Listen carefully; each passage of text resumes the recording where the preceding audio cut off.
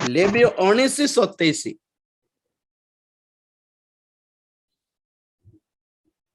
तुम्भी माने आपण आपण मस्तकर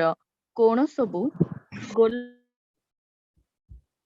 नाही कि अबा और थोड़ा आपण पढ़ बेटा, दाढ़ी कटिगला बेटा, और थोड़ा पढ़। तुम्भी माने आपण मस्तकर कोण सबु गोलाकार करिब नाही कि अबा आपण दाढ़ीर कोण मुंडन करिब नाही। Yes, okay. आ एथिरे आ डाउट कोन मु जानि पारु नै हैं, कोन डाउट अछि तुमर बाळ मो पटे देखंती एपटे एमती गोल करके चांचिबो नै, नंबर 1। नंबर 2, तुम माने दाढ़ी एपटे दुई कोणर काढिबो नै, एपटे एमती बिलाई परी रखो नै, बिलाई नै से कोन छेली छेली बड़ छेली लंबा दाढ़ी थी। तो ऑब्वियसली मुस्लिम मानकर संप्रदाय रे एटा एटा चांची दियंती, दाढ़ी टिके रखी कि निश्चय भी चांची दियंती, साइड काटंती। तापरे फ्रेंच बियर्ड आसला, मु भी रखुथिली फ्रेंच काट रखुथिली, आगे रखुथिली माने पट बाहर नथिला बल रखुथिली, आ कोन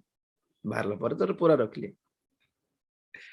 तो गोलाकार करिवो नै,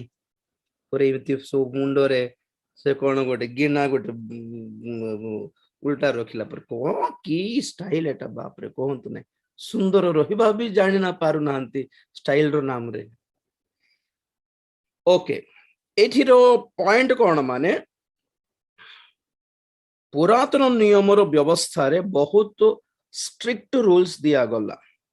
आ सेथिरे केतेको विषय आजि मध्य लागू हुए नूतन नियम रे, आ केतेको विषय आ लागू हुए नै। एते सीरियसली नेबा दरकार व्यवस्था रो नियम कानून अनुसार। आ जो ए 19 अध्याय जो लेखा अछि लेविय पुस्तक रे, बहुत सीरियस कथा, बहुत इंपोर्टेंट। तुम टैटू लगाइबो नै बोल लेखा अछि, सेई लेविय 19 रे टैटू लगाइबो नै, शरीर रे कोन से छाप लगाइबो नै, हैं ए सब कोन पे माने विजातीय मानकर संप्रदाय से माने अपना अपना देवा देवी मान को संतुष्ट करिया पई किछि ना किछि कर्म करूथिले। आजी एटा सब कोन हे गला, स्टाइल हे गला, फैशन हे गला। इवन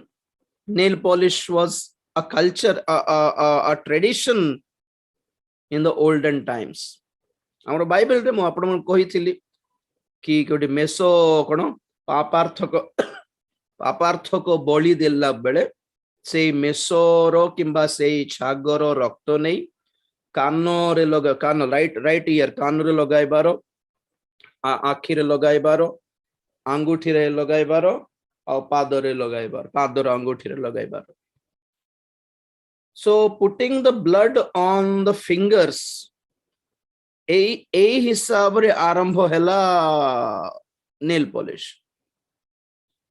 रक्त द्वारा निमज्जित बा रक्त द्वारा रक्तर छिंटा पड़िथिबा वाक्य को बाइबल कहे द्वितीय विवरणी रे कि से माने अपना चक्षुर द्वय चक्षुर मध्य स्थली रे रखिबार अछि। सो देन कम्स हमर हिंदू संप्रदाय रे आसी गला सिंदूर आ बिंदी आसी गला रेड कलर। ओके, आ द्वितीय विवरणी लिखा जाए तुम्हें परमेश्वर वाक्य को अपना हाथ रे मध्य बांधिबार अछि। तो हिंदू माने सूता पिंधती हाथ रे नहीं, तो जहां भी अटे पुरातन नियम रो संप्रदाय को अन्य धर्मर लोक माने कॉपी करले, एटा मन रखतो, कॉपीड। बहुत लोग जानती नहीं, बहुत लोग कहते ख्रीष्ट धर्म एबेठू आसला, आमर संप्रदाय केबेठू अछि। अरे जिसु परा 2000 वर्ष पूर्वे जगत को आसले, किंतु सदाप्रभु केबेठू थिले, सृष्टिर पूर्वरु नथिले कि कथा कहउछन्ते। बाइबल रो इतिहास, नूतन नियम रो इतिहास परा 2000 वर्ष, पुरातन नियम रो इतिहास ए 2000, पुरातन रो 4000, टोटाली 6000 वर्ष रो इतिहास कहे। आ लोक मानकर dates completely are wrong Mahabharata युद्ध किंबा से कौन कहबे सेटा को रामायण गीता गीता पाठ भगवत गीता से वो 10,000 वर्ष पूर्व रे कृष्ण भगवान थिले महाभारत युद्ध हैला wrong those dates are completely wrong Krishna थिले महाभारत युद्ध हैला हाँ रामायण रो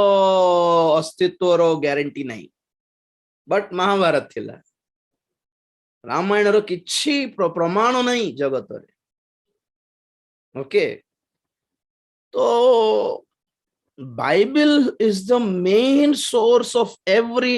कौन कहबे ट्रेडिशनल कल्चर लोक माने कॉपी करले अब्राहम खाली जानु थिले कि पिता पुत्र पवित्र आत्मा ईश्वर त्रित्व है कि अछंती बोले केवल अब्राहम जानु थिले बुझले कि अब्राहम जने जाति रो लोक मानको सहित चुक्ति करथिले जे मानकर नाम अटे हित्तिय माने से हित्तिय मानकर वंशरु आसिछंती हार